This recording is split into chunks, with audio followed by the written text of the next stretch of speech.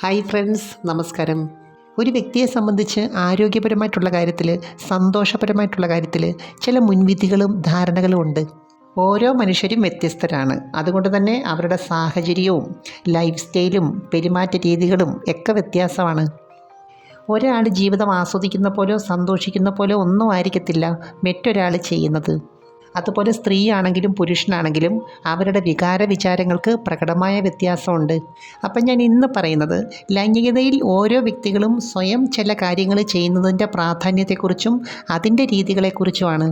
പ്രത്യേകിച്ചും സ്ത്രീ പങ്കാളികളെ സംബന്ധിച്ച് അവർക്ക് ഇതിനകത്ത് അവരുടേതായിട്ടുള്ള ചില രീതികളും പ്രത്യേകതകളും ഉണ്ട്. അതിനു മുമ്പ് ഈ ചാനൽ ആദ്യമായിട്ട് കാണുവാണെങ്കിൽ ഒന്ന് ലൈക്ക് ചെയ്യണം, സബ്സ്ക്രൈബ് ചെയ്യണം, ഷെയർ ചെയ്യണം കേട്ടോ. നമ്മളിപ്പോൾ സമൂഹത്തിൽ നോക്കുവാണെങ്കിൽ കാമത്തിൻ്റേതായിട്ടുള്ള ഊർജം ഓരോരുത്തരിലും ഓരോ തരത്തിലാണ് പ്രവർത്തിക്കുന്നത്. ചില വ്യക്തികളെ സംബന്ധിച്ച് നല്ല വികാരം കാണും, പക്ഷേ അവർക്കിഷ്ടപ്പെട്ട ഒരേ ഇണയായിരിക്കണമെന്നില്ല അവർക്ക് കിട്ടുന്നത്, പ്രത്യേകിച്ചും ആഗ്രഹിക്കുന്ന സമയത്ത്. തന്നെയല്ല, ഇത് ശരീരം ഡിമാൻഡ് ചെയ്യുന്ന ഒരു സമയമുണ്ട്. ഈ സമയത്ത് അതിനുള്ള സാഹചര്യം ഉണ്ടാകണമെന്നുമില്ല. ചില പങ്കാളികളൊക്കെ ആണെങ്കിൽ നല്ല സ്നേഹം കാണും, പക്ഷേ രണ്ടുപേരും രണ്ട് സ്ഥലത്തായിരിക്കും കൂടുതൽ സമയവും. അതുകൊണ്ട് തന്നെ ഈ ഒരു കാര്യത്തിന് അതിൻ്റേതായ പ്രാധാന്യമുണ്ട്. അപ്പോൾ ഇതിനു വേണ്ടി ഒന്ന് മൂഡാക്കാനായിട്ട് ഓൺലൈനുമായിട്ട് ബന്ധപ്പെട്ട് നിരവധി അവസരങ്ങളുണ്ട്. നമ്മളിപ്പോൾ ഇതിനകത്തൊരു 10 പേരെ എടുത്തു കഴിഞ്ഞാൽ 10 തരത്തിലായിരിക്കും ഈ ഒരു കാര്യം ആസ്വദിക്കുന്നത്. അത് ഓരോരുത്തരുടെയും ലൈഫ് സ്റ്റൈലിനനുസരിച്ച്, ആരോഗ്യത്തിനനുസരിച്ച്, ബുദ്ധിക്കനുസരിച്ച്, അറിവിനനുസരിച്ച് ഒക്കെ വ്യത്യാസപ്പെട്ടിരിക്കും. നമ്മളിപ്പോൾ ഈ ആധുനിക ലോകത്ത് നോക്കുവാണെങ്കിൽ ഏത് തരത്തിലുള്ള വികാരത്തെയും ഉണർത്താനുള്ള സംവിധാനങ്ങൾ നമ്മുടെ വിരൽത്തുമ്പിൽ തന്നെയുണ്ട്. പക്ഷേ അത് കാണാനുള്ള കണ്ണ് നമുക്ക് വേണം. അതുപോലെ അതിനെ കൈകാര്യം ചെയ്യാനും നിയന്ത്രിക്കാനുമുള്ള മച്യൂരിറ്റിയും അറിവും നമുക്ക് വേണം. ഇപ്പോൾ പങ്കാളികൾ തമ്മിൽ ഈ ഒരു കാര്യം ഷെയർ ചെയ്യുമ്പോൾ അതിന് അതിൻ്റേതായിട്ടുള്ള ചില രീതികളുണ്ടല്ലോ.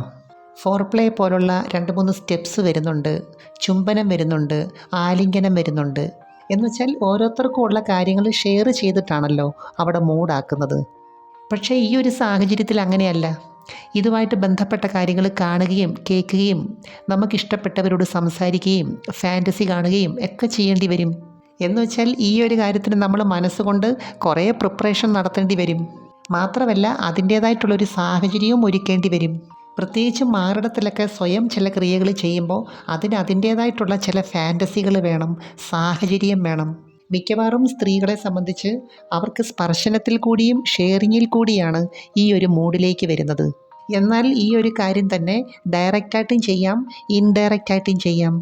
എന്നാൽ ഇവിടെ ചില സാഹചര്യങ്ങളിൽ കൂടി അല്ലെങ്കിൽ ചില ഫാൻറ്റസിയിൽ കൂടി ബ്രെയിനിനെ തെറ്റിദ്ധരിപ്പിക്കുന്നൊരു രീതിയുണ്ട്.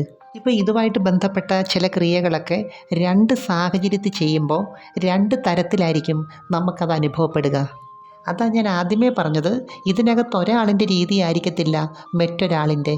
ഇപ്പോൾ സ്ത്രീകളെ സംബന്ധിച്ച് ഈ ഒരു രീതി ചെയ്യുമ്പം അവർക്ക് ഏതെങ്കിലും ഒരു മെത്തേഡിനെ അല്ലെങ്കിൽ ഒരു സിസ്റ്റത്തെ അല്ലെങ്കിൽ ഒരു വ്യക്തിയെ ആശ്രയിക്കേണ്ടതായിട്ടുണ്ട്.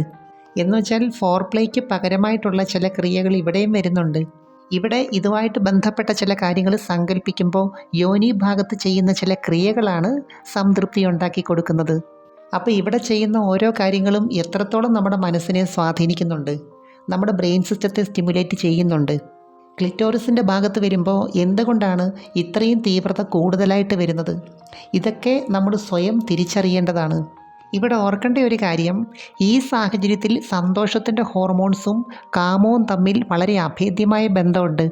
യഥാർത്ഥത്തിൽ നമ്മളൊരു ഊർജ്ജമാണ്, നമ്മുടെ ചിന്തയും ഊർജ്ജമാണ്. ഇത് എന്തിനെയൊക്കെയോ ആകർഷിച്ചുകൊണ്ടിരിക്കുന്നു ഓരോ നിമിഷവും. നമ്മുടെ മനസ്സിനൊരു പ്രത്യേകതയുണ്ട്. നമ്മൾ എന്താണോ കൂടുതൽ ആകാംക്ഷയോടെ ഇഷ്ടത്തോടെ കാണുകയും കേൾക്കുകയൊക്കെ ചെയ്യുന്നത്, അതനുസരിച്ചുള്ള ഊർജ്ജം നമ്മളിലേക്കും വരുന്നുണ്ട്. അതുകൊണ്ടാണ് ദൃശ്യങ്ങൾ നമ്മുടെ ബ്രെയിൻ സിസ്റ്റത്തിൽ കൂടുതൽ സ്വാധീനം ചെലുത്തും എന്ന് പറയുന്നത്. ഇപ്പം നമ്മൾ സന്തോഷത്തിന് വേണ്ടി ഒരു കാര്യം ചെയ്യുമ്പോൾ അല്ലെങ്കിൽ സംതൃപ്തിക്ക് വേണ്ടി ഒരു കാര്യം ചെയ്യുമ്പോൾ അത് എങ്ങനെയെങ്കിലുമൊക്കെ ചെയ്തങ്ങ് അവസാനിപ്പിച്ചാൽ അതിനകത്തൊരു ത്രില്ലുണ്ടാകത്തില്ല, അല്ലെങ്കിൽ ഒരു രസം ഉണ്ടാകത്തില്ല. എന്നുവെച്ചാൽ ഇവിടെ വിരലുകളോ അല്ലെങ്കിൽ അതിനുവേണ്ടി മറ്റെന്തെങ്കിലും പ്രോഡക്റ്റ് യൂസ് ചെയ്താലും എക്സൈറ്റ്മെൻറ്റ് ഉണ്ടാക്കുന്ന എന്തെങ്കിലും സങ്കല്പങ്ങൾ വേണ്ടി വരും. അപ്പോൾ ഇതൊക്കെ നമുക്ക് സാധ്യമാകണമെങ്കിൽ ആരോഗ്യമുള്ളൊരു ശരീരവും മനസ്സും വേണം. അതുപോലെ തന്നെ സെൽഫ് എസ്റ്റീം വേണം. നമുക്ക് നമ്മളോട് തന്നെ ഒരു മതിപ്പുണ്ടാകണം, ആകർഷണം ഉണ്ടാകണം. അതിനുവേണ്ടി ഓരോ ദിവസവും നമ്മൾ അപ്ഡേറ്റ് ചെയ്തുകൊണ്ടിരിക്കണം. ചില ദിവസങ്ങളിൽ ഇതൊക്കെ ആസ്വദിക്കാൻ നമുക്ക് നല്ല മൂഡായിരിക്കും. എന്നുവെച്ചാൽ ശരീരം നമ്മളെ അറിയിക്കുന്നുണ്ട്, അപ്പം നമ്മുടെ ജീവിത രീതി കൊണ്ട് ഹോർമോൺസിൻ്റെയൊക്കെ പ്രവർത്തനം കറക്റ്റായിട്ട് നടന്നെങ്കിലേ ഇതൊക്കെ സാധ്യമാകത്തുള്ളൂ. ഇപ്പം നമ്മുടെ ശരീരത്തിൻ്റെ ഓരോ അവയവങ്ങൾക്കും ഓരോ ഉദ്ദേശമുണ്ട്. ഇപ്പം മാറിടത്തിൻ്റെയൊക്കെ പ്രവർത്തനം കറക്റ്റായിട്ട് നടക്കണമെന്നുണ്ടെങ്കിൽ, അല്ലെങ്കിൽ അവിടുത്തെ കോശങ്ങൾക്ക് രോഗപ്രതിരോധ ശക്തി കൂടണമെന്നുണ്ടെങ്കിൽ അതിൻ്റേതായ രീതിയിൽ പെരുമാറുകയും ചില ക്രിയകൾ ചെയ്യുകയും വേണം. ചുരുക്കി പറഞ്ഞാൽ നമുക്ക് ഈ സന്തോഷവും സംതൃപ്തിയൊക്കെ തരുന്നത് നമ്മുടെ ശരീരമാണ്. അതുകൊണ്ട് അതിനെ ബഹുമാനിക്കുകയും അംഗീകരിക്കുകയും ഒക്കെ വേണം. ഇപ്പോൾ ഇഷ്ടപ്പെടുന്ന പുരുഷനുമായിട്ട് ബന്ധപ്പെടുന്നു എന്ന് സങ്കല്പിച്ചുകൊണ്ട് ചില ക്രിയകൾ ചെയ്യാൻ സ്ത്രീകൾക്ക് സാധിക്കും.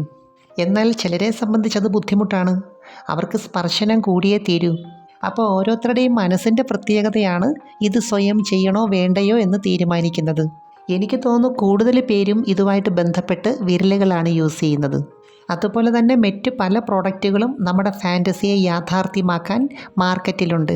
അതുപോലെ പങ്കാളിയായിട്ട് ഇടയ്ക്കൊക്കെ ബന്ധപ്പെട്ടിട്ടും സംതൃപ്തി കിട്ടാത്ത നിരവധി പേരുണ്ട്. അവർക്കൊക്കെ ഈ ഒരു രീതി വലിയ അനുഗ്രഹമാണ്. അപ്പോൾ ഏത് രീതിയാണെങ്കിലും ഇതൊരു വ്യക്തിയുടെ അവകാശമാണ്. അത് ആരോഗ്യകരമായിരിക്കുകയും വേണം. ഇപ്പോൾ ഏത് രീതിയാണെങ്കിലും അത് ഇങ്ങനെ തന്നെ വേണമെന്നൊന്നുമില്ല. നമ്മുടെ ഇഷ്ടത്തിനനുസരിച്ച് അതിൻ്റെ രീതികൾ മാറ്റാം. അപ്പോൾ ചുരുക്കി പറഞ്ഞാൽ നമ്മുടെ മനസ്സെങ്ങനെയാണോ പ്രവർത്തിക്കുന്നത് അതനുസരിച്ചിരിക്കും ഇതിനകത്തെ സന്തോഷവും സംതൃപ്തിയും എല്ലാം തന്നെ. എനിവേ, നമുക്ക് മറ്റൊരു വീഡിയോയുമായി വീണ്ടും കാണാം. അപ്പോൾ ചാനൽ സബ്സ്ക്രൈബ് ചെയ്യാൻ മറക്കരുത്. ലൈക്ക് ചെയ്യണം, ഷെയർ ചെയ്യണം. Thanks for watching. See next time. By.